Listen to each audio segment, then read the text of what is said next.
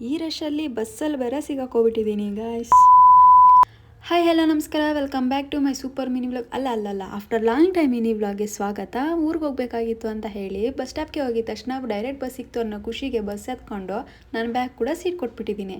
ಅಲ್ಲಿಂದ ಫೈನಲ್ ಆಗಿ ನಾವು ರೀಚ್ ಆಗಿದ್ದು ಟಿನ್ ಫ್ಯಾಕ್ಟ್ರಿ ಕಡೆ. ಟಿನ್ ಫ್ಯಾಕ್ಟ್ರಿಲಿ ಇಳ್ಕೊಂಡು ಮೆಟ್ರೋ ಸ್ಟೇಷನ್ ಹತ್ರ ಹೋದರೆ ಅಲ್ಲಿ ಆಟೋ ಅಣ್ಣವರು ಪಾಪ ಕನ್ನಡ ರಾಜ್ಯೋತ್ಸವನ ಸೆಲೆಬ್ರೇಟ್ ಮಾಡ್ತಿದ್ರು. ಅದನ್ನು ನೋಡಿಕೊಂಡು ನೆಕ್ಸ್ಟ್ ನಾನು ಮೆಟ್ರೋ ಸ್ಟೇಷನಲ್ಲಿ ಹೋಗ್ಬಿಟ್ಟು ಕೋಲಾರ ಬಸ್ ಸ್ಟಾಪ್ ಹತ್ರ ಇಳ್ಕೊಂಡೆ.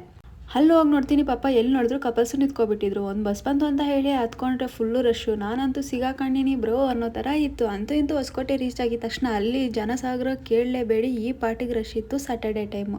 ನನ್ನ ಅನಿಸಿಕೆ ಏನಪ್ಪ ಅಂತಂದರೆ, ಸ್ಯಾಟರ್ಡೆ ಸಂಡೇ ಟೈಮಲ್ಲಿ ಎಕ್ಸ್ಟ್ರಾ ಬಸ್ಸಸ್ ಹಾಕಿದ್ರೆ ಎಲ್ಲರಿಗೂ ಯೂಸ್ಫುಲ್ ಆಗುತ್ತೆ. ಸೊ ಅದರಿಂದ ಈ ಪಾರ್ಟಿಗೆ ಕಾಯೋ ಅವಶ್ಯಕತೆನೂ ಇರೋದಿಲ್ಲ ಅಂತ ನನ್ನ ಅನಿಸಿಕೆ. ಸೊ ಅಲ್ಲಿಂದ ನಾವು ಫೈನಲಿ ರೀಚ್ ಆಗಿದ್ದು ಶ್ರೀನಿವಾಸಪುರ.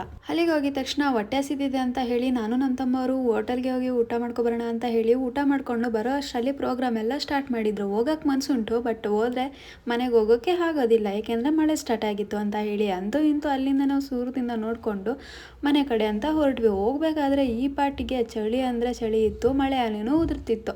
ಸೊ ಅದಕ್ಕೆ ನಮ್ಮ ತಮ್ಮ ಪಾಪ ಹೆಲ್ಮೆಟ್ ತಗೋ ನೀನೇ ಹಾಕು ಅಂತ ಹೇಳಿ ಕೊಟ್ಬಿಟ್ಟ. ನಾನು ಖುಷಿಗೆ ಪಾಪಾಜಿ ಕೊಟ್ಬಿಟ್ಟ ಅಂತ ಹೇಳಿ ಹಾಕ್ಕೊಂಡು ಫುಲ್ಲು ಬಿಂದಾಸಾಗಿ ಹಿಂದೆಗಡೆ ಕೂತ್ಕೊಂಡು ವೀಡಿಯೋ ತೊಗೊಂಡು ಹೊರಡ್ತಿದ್ದೆ. ಇವಳ್ಯಾಕಪ್ಪ ಸಡನ್ನಾಗಿ ಊರ ಕಡೆ ಹೊರಟ್ಲು ಅಂತ ಹೇಳಿ ಎಲ್ಲ ಯೋಚನೆ ಮಾಡೋಕ್ಕೆ ಹೋಗ್ಬೇಡಿ. ಮಂತ್ಲಿ ಒನ್ಸ್ ಊರಿಗೆ ಹೋಗ್ಬಿಟ್ಟು ಅಟೆಂಡೆನ್ಸ್ ಹಾಕಲೇಬೇಕು. ಏನು ಅಟೆಂಡೆನ್ಸ್ ಅಂತ ಹೇಳಿಬಿಟ್ಟು ನೆಕ್ಸ್ಟ್ ವೀಡಿಯೋದಲ್ಲಿ ಹೇಳ್ತೀನಿ. ಏನಕ್ಕೆ ಅಟೆಂಡೆನ್ಸ್ ಅಂತ ಎಲ್ಲ ಜಾಸ್ತಿ ಯೋಚನೆ ಮಾಡೋಕ್ಕೆ ಹೋಗ್ಬಿಟ್ಟು ತಲೆನೋವು ಬಂದುಬಿಡುತ್ತೆ. ನಾನು ಇಷ್ಟು ಡೇಸ್ ವ್ಲಾಗ್ಸ್ನ ಅಪ್ಲೋಡ್ ಮಾಡೋದು ಸ್ಟಾಪ್ ಮಾಡಿಬಿಟ್ಟಿದೆ. ಇನ್ಮೇಲೆ ಕಂಟಿನ್ಯೂಸ್ ಆಗಿ ಅಪ್ಲೋಡ್ ಮಾಡ್ತೀನಿ. ಇವತ್ತಿನ ಕತೆ ಇಷ್ಟ ಆಗಿತ್ತು. ಮತ್ತೆ ವೀಡಿಯೋದಲ್ಲಿ ಸಿಗ್ತೀನಿ. ಬಾಯ್ ಬಾಯ್.